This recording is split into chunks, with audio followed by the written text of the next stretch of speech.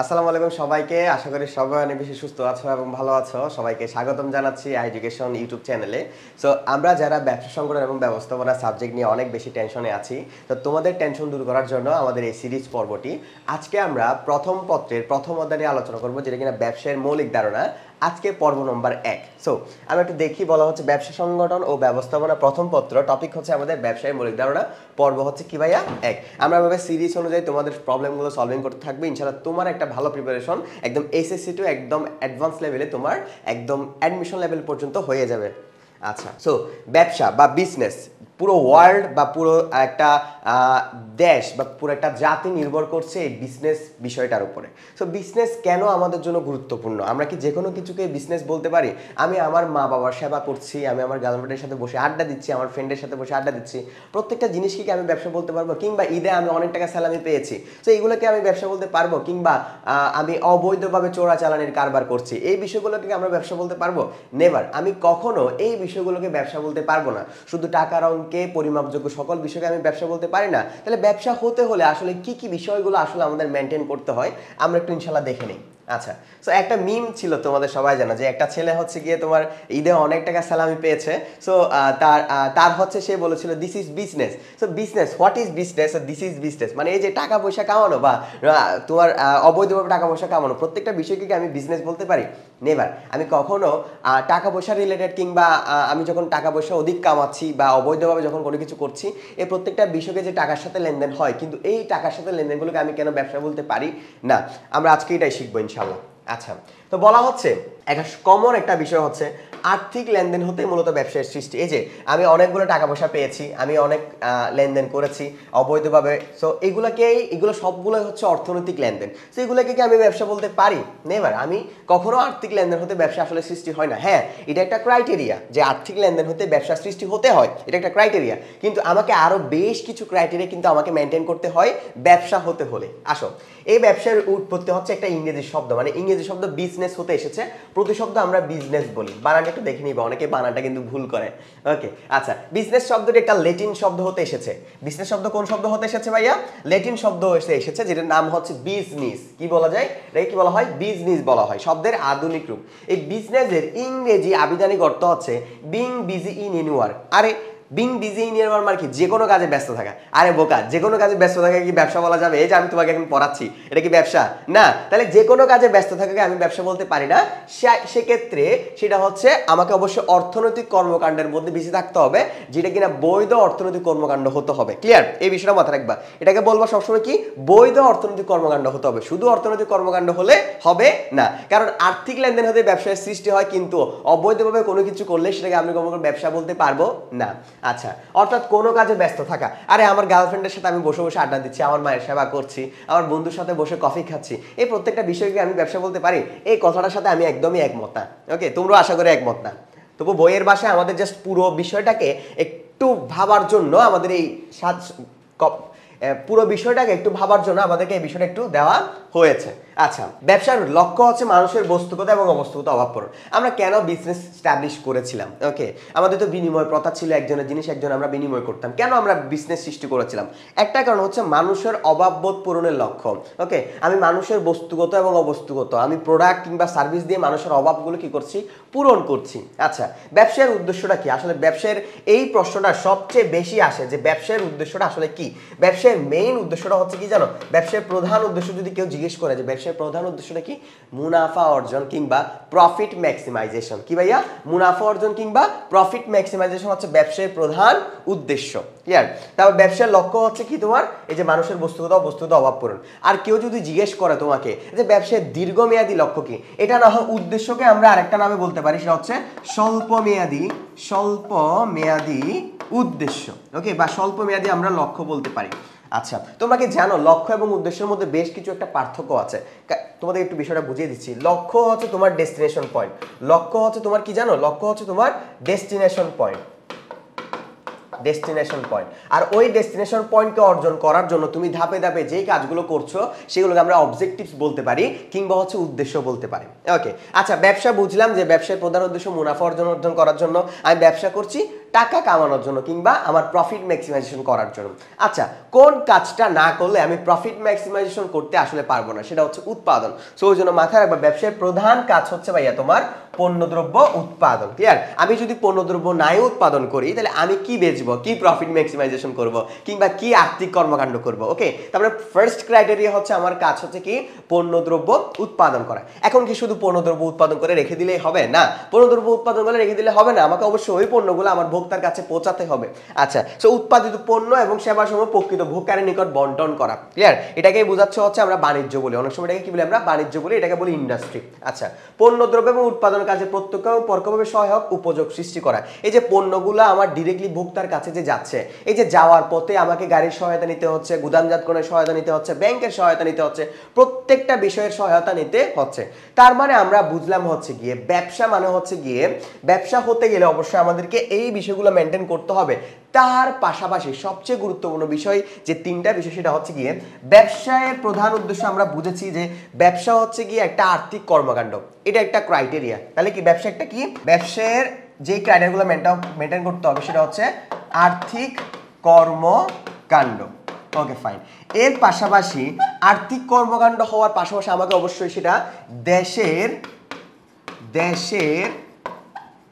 আইনে বৈধ হতে হবে। আমি অবৈধ কোনো কিছু করলে সেটাকে আমি আর্থিক কর্মকাণ্ডের মধ্যে রাখতে পারবো, কিন্তু সেটাকে আমি কখনো ব্যবসা বলতে পারবো না। এই যে যারা চোরাচালানের কারবার করে কিংবা ইয়াবা বিক্রি করে কিংবা মদ গাঁজা বিক্রি করে, এগুলো তো তারা টাকা পয়সা কামাচ্ছে, তাই না? টাকা পয়সা তো কামাচ্ছে, কিন্তু এগুলোকে আমি ব্যবসা বলতে পারবো? যে আমার একটা আঙ্কেল আছে, তিনি হচ্ছে ইয়াবার ব্যবসা করে, এটা অনেক সহজে সুন্দর করে বলা যায়, কিন্তু এটা ব্যবসার কাতারে নেওয়া যাবে না। আচ্ছা, এই বিষয়গুলো আমাকে মেনটেন করতে হবে। তার পাশাপাশি আরেকটা বিষয় হচ্ছে তোমার পৌনঃপুনিকতা থাকতে হবে। ওকে, পৌনঃপুনিকতা মানে কি জানো? পৌনঃপুনিকতা মানে হচ্ছে বারবার, মানে আমি জাস্ট একবার করে ছেড়ে দিলে হবে না। ধরো আমার কোনো একটা ফোন ভালো লাগতেছে না, আমি একটা ফোন কিনেছি, আইফোন 15 প্রো ম্যাক্স কিনেছি, ভালো লাগতেছে না, আমি স্যামসাং এ সুইচ করব। সো আমি কিছুদিন পরে এটা বিক্রি করে দিয়েছি। সো এই যে বিক্রি করে দিয়েছি, এই যে আমার ভালো লাগতেছে না, আমার কিছু টাকা লাভ হয়েছে, ধরো আমার কিছু টাকা লাভ হয়েছে, এই বিষয়টাকে আমি ব্যবসা বলতে পারবো না? এটাও তো আর্থিক কর্মকাণ্ড, এটাও দেশের আইনে বৈধ, কিন্তু এটা কেন আমি ব্যবসা বলতে পারবো না? কারণ হচ্ছে এখানের মধ্যে পৌনঃপুনিকতা নেই, মানে বারবার নেই। আমি কি বারবার কিনছি, আমি কি বারবার বিক্রি করছি, আমি কি ঝুঁকি গ্রহণ করছি, আমি কি অনিশ্চয়তা এখানের মধ্যে আছে? সো এগুলো যদি না থাকে আমি কখনো ব্যবসা বলতে পারবো না। তারপরে সহজ কথায় আমি একটা বিষয় বলতে পারি তোমাকে যে ব্যবসা হতে হলে মুনাফা অর্জনের উদ্দেশ্যে সকল অর্থনৈতিক দেশের আইনে বৈধ কর্মকাণ্ডকে আমরা কি বলবো? ব্যবসা বলতে পারবো। তার মানে সহজ কথা হচ্ছে মুনাফা অর্জনের উদ্দেশ্যে সকল অর্থনৈতিক বৈধ কর্মকাণ্ডকে আমরা কি বলবো? ব্যবসা বলবো। আর ব্যবসার প্রধান উদ্দেশ্য কি? মুনাফা অর্জন কিংবা স্বল্পমেয়াদী লক্ষ্য কি? মুনাফা অর্জন। আরেকটা এমসিকিউ যদি বলি তোমাকে যে ব্যবসার প্রধান কাজটা কি, সেটা হচ্ছে উৎপাদন। প্রধান গুরুত্বপূর্ণ কাজ কি? উৎপাদন। আর দ্বিতীয় গুরুত্বপূর্ণ কাজ হচ্ছে তোমার বন্টন করা কিংবা বাণিজ্যে লিপ্ত হওয়া। ওকে, এই বিষয়গুলো আমরা শেষ করেছি। আচ্ছা, এরপর হচ্ছে ব্যবসায়ের একটা সমীকরণ আছে। ব্যবসায়ের সমীকরণটা কি ভাইয়া? Business equals to I plus A plus এটি। মানে আই মানে হচ্ছে আমার জন্য ইন্ডাস্ট্রি, টি মানে হচ্ছে আমার জন্য কি? ট্রেড, এটি মানে হচ্ছে আমার অক্সিলারিজ টু ট্রেড। এটা সব কিছু মিলিয়ে হচ্ছে আমার কি? ব্যবসা। তার মানে বিজনেস ইকুয়ালস টু শিল্পের সকল বৈধ কর্মকাণ্ড। ওকে, তারপর হচ্ছে পণ্য বা সেবা সামগ্রী ক্রয় বিক্রয় বন্টন সংক্রান্ত কাজগুলোকে আমরা ট্রেড বা বাণিজ্য বলছি। এরপরে যে ট্রেড বা বাণিজ্য করতে গিয়ে আমাকে যেই সকল বিষয়ের সহায়তা নিতে হচ্ছে সেগুলোকে আমরা অক্সিলারিজ টু ট্রেড কিংবা এইড টু ট্রেড বলছি। এবার একটা সুন্দর মতন সংজ্ঞা আমরা সাজাতে পারছি যে ব্যবসা মানে উৎপাদন সংক্রান্ত সকল কার্যাবলী মানে শিল্প, বন্টন সংক্রান্ত সকল কার্যাবলী মানে বাণিজ্য, এবং উৎপাদন এবং বন্টন সহায়ক সকল কার্যাবলীকে আমরা একত্রে কি বলতে পারি? বিজনেস বলতে পারি। এটা আরেকটা সংজ্ঞা। তার মানে এটা আরেকটা সংজ্ঞা দ্বারা, এটা আরেকটা ক নম্বরের সংজ্ঞা দ্বারা যে ব্যবসা কাকে বলে। আশা করি তোমরা বুঝতে পেরেছো। এরপর হচ্ছে কি আমাদের ব্যবসার একটা বিশাল বৃত্তি আছে, যে আমরা একটু দেখি। বলা হচ্ছে গিয়ে এখানে আমি একটু লিখে দিচ্ছি, এখানে হবে হচ্ছে তোমার কি? শিল্প। আচ্ছা, এখানে হবে তোমার কি ভাইয়া? শিল্প। ওকে, আর এখানে হবে তোমার বাণিজ্য। এটা হচ্ছে ব্যবসায়ের পুরো একটা আওতা। ব্যবসায়ের আওতা হচ্ছে তিনটা। ব্যবসার আওতা কয়টা? তিনটা। একটা হচ্ছে শিল্প, একটা হচ্ছে বাণিজ্য, আর একটা হচ্ছে তোমার কি প্রত্যক্ষ সেবা। এটা হচ্ছে ব্যবসায়ের আওতা, ওভারঅল সেক্টর। আচ্ছা, এই যে শিল্পের মধ্যে আবার দুই ভাগ আছে, প্রাথমিক শিল্প আছে, মাধ্যমিক শিল্প বা দ্বিতীয় পর্যায়ে শিল্প আছে। ওকে, প্রাথমিক শিল্পের মধ্যে আমরা কৃষি শিল্পকে ইনক্লুড করি, প্রজনন শিল্পকে ইনক্লুড করি, উত্তোলন শিল্পকে আর নিষ্কাশন শিল্পকে ইনক্লুড করি। মানে প্রাথমিক শিল্পের মধ্যে তিনটা রয়েছে। তারপর দ্বিতীয় বা মাধ্যমিক পর্যায়ে উৎপাদন শিল্প আছে, নির্মাণ শিল্প আছে এবং সেবা পরিবেশক শিল্প আছে। আমরা একটু এই পার্টটা দেখব। কৃষি শিল্প যখন কোনো কিছু উদ্ভিদ জাতীয় বিষয়কে বোঝায় বা চাষ করাকে বোঝায় বা উদ্ভিদ জাতীয় বিষয়কে আমরা ইন্ডিকেট করি, সেগুলো সবসময় কৃষি শিল্পের মধ্যে যাবে। যেমন আমি যদি বলি পাট চাষ, ওকে, এই যে পাট চাষ, ধান চাষ, এগুলো সবগুলো তুমি কৃষি শিল্পের মধ্যে রাখতে পারবা। আর যখন মানে কি বোঝাচ্ছি এটাকে আমি? উদ্ভিদ জাতীয়। কি জাতীয় ভাইয়া? উদ্ভিদ জাতীয়। এটা কৃষি শিল্পের মধ্যে অন্তর্ভুক্ত করব। এরপর প্রজনন শিল্প আমরা কিভাবে মনে রাখবো? প্রজনন শিল্প মনে রাখার টেকনিক হচ্ছে, আমরা এখানে উদ্ভিদ জাতীয় শিল্প বলেছি না, উদ্ভিদ জাতীয় বিষয় বলেছি না, এখানে সবসময় হবে কি জানিও? প্রাণী জাতীয়। কি হবে? প্রাণী জাতীয়। যখন কোনো কিছু উৎপাদন বোঝাবে সেটাকে আমরা কি বলবো? প্রজনন শিল্প বলবো। যেমন হচ্ছে মাছ চাষ। কি চাষ ভাইয়া? মাছ চাষ। কি চাষ বলো তো? মাছ চাষ। ওকে, এই যে মাছ চাষ, মুরগি চাষ, গরু পালন, এগুলো সবগুলো প্রজনন শিল্পের মধ্যে যাবে। আর উত্তোলন কিংবা নিষ্কাশন শিল্প কিভাবে মনে রাখবো? সেটা মনে রাখবো হচ্ছে গিয়ে তোমার খুব সহজ, ইজি প্রসেস একদম। সেটা হচ্ছে গিয়ে যখন কোনো কিছুর সাথে ধরা, আহরণ, ওকে, ধরা, আহরণ, উত্তোলন, এই বিষয়গুলো ইনক্লুডেড থাকবে। ধরা, আহরণ, উত্তোলন, সেগুলো সবসময় আমরা উত্তোলন শিল্প কিংবা হচ্ছে তোমার নিষ্কাশন শিল্প দিব। তার মানে মাছ ধরা সেটা নিষ্কাশন শিল্প, কিন্তু মাছ চাষ সেটা অবশ্যই প্রজনন শিল্প। আশা করি তোমরা বুঝতে পেরেছো। আচ্ছা, এরপর হচ্ছে তোমার উৎপাদন শিল্প বলো বা সার্জন শিল্প বলো, এটা আবার 5 প্রকার। ওকে, কত প্রকার? 5 প্রকার। ক্লিয়ার? 5 প্রকার। কি কি আছে? বিশ্লেষণ শিল্প, তারপর যৌগিক শিল্প, প্রক্রিয়া ভিত্তিক শিল্প, সংযোজন শিল্প, সংযুক্ত শিল্প। ওকে, আচ্ছা, বিশ্লেষণ শিল্প কি আমরা ইনশাআল্লাহ পরবর্তী পর্বে খুব ভালো মতন জানবো। তবে একটা বেসিক আইডিয়া নিয়ে নাও। সেটা হচ্ছে যখন আমরা একটা বিষয় থেকে অনেকগুলো বিষয় একসাথে পেয়ে যাই, সেটা হচ্ছে বিশ্লেষণ শিল্প। আর যৌগিক শিল্প, সংযোগ শিল্প মানে হচ্ছে অনেকগুলো বিষয়ের মিশ্রণে যখন আমরা একটা প্রোডাক্ট পাই, সেটাকে আমরা বলছি হচ্ছে তোমার যৌগিক শিল্প। ওকে, তারপর হচ্ছে প্রক্রিয়া ভিত্তিক শিল্প মানে হচ্ছে যখন একটা প্রসেসের মধ্য দিয়ে যায়, সেটাকে আমরা প্রক্রিয়া ভিত্তিক শিল্প বলছি। সংযোজন শিল্প মানে হচ্ছে যখন অনেকগুলো পার্টসের সমন্বয়ে যখন আমরা কোনো একটা বিষয় পাই, সেটাকে আমরা বলছি সংযোজন শিল্প। আর সংযুক্ত শিল্প মানে হচ্ছে দুইটা শিল্পের উপাদান একসাথে মিলে যখন একটা শিল্প গঠন হয়, সেটাকে আমরা বলছি সংযুক্ত শিল্প।